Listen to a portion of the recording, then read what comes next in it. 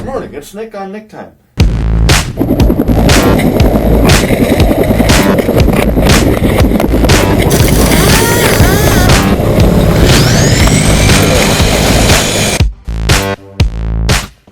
Okay, this is another important step. Once these start coming out, they're all different sizes, and you have to make sure they all go back in the same spot. So what I did is I cut a piece of cardboard, made a little diagram with each one, put circles on it with a marker, and then punch some holes through it with a screwdriver, and then as you pull your bolts out, you stick them in this diagram, and then you'll know exactly where they go when you gotta put it back together. Because you don't want to mess that up, you can punch holes in your cylinder head. Okay, now make sure you do in fact have all of your bolts out. You might need to tap it with the mallet gently, somewhere where you're not going to break it.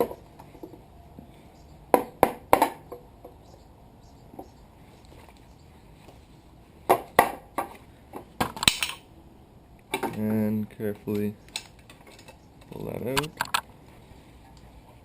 There we go. Okay, the next thing you're going to need to do down here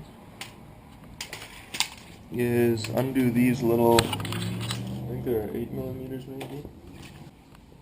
Anyways, undo that. Okay, now the nicest part about these machines is that there's no shims. So you see those little bolts? Those just screw down and you have sort of a permanent shim right there. That there, where your cams will rub up against, so you can just adjust that up and down. No need to buy or measure shims. So now, hopefully it's not too dark. This, your shim tool, measuring tool, whatever you call it. Ooh, this one is ugly, rusty. I'm going to clean that up first. Okay, so here I've got this is 0.015 inch feeler gauge. Oh, and what I did here, so I lined up these marks here, just on the engine. So, and then if you look at those little, right there, those little marks will be facing each other to the inside of the engine. That means I can stick my feeler gauge in here. So this is essentially the smallest tolerance. It doesn't fit in here, and it does fit in the exhaust. And then if I go up to a 0.025 inch up here, that doesn't fit unless I push a lot. And the maximum clearance 0.03 inches, minimum is 0.08 or 0.012 inches. It doesn't fit in here, of course, because that one's too big. So this one is fine, the exhaust.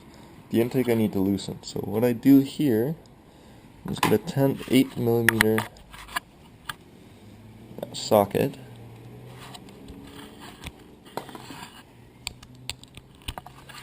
And so to loosen this tiny fraction of an inch, oh, you know what, it's 9mm.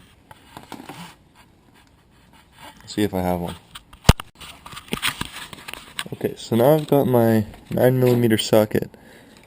So what you got to do is loosen essentially both of those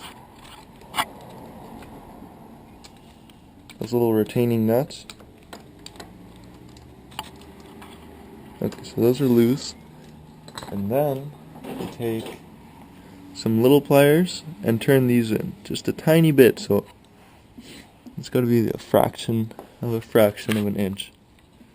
And then tighten back those retaining nuts, and then you're set. And then you got to turn this to line up the next side. Do the same thing on the left side. And yeah.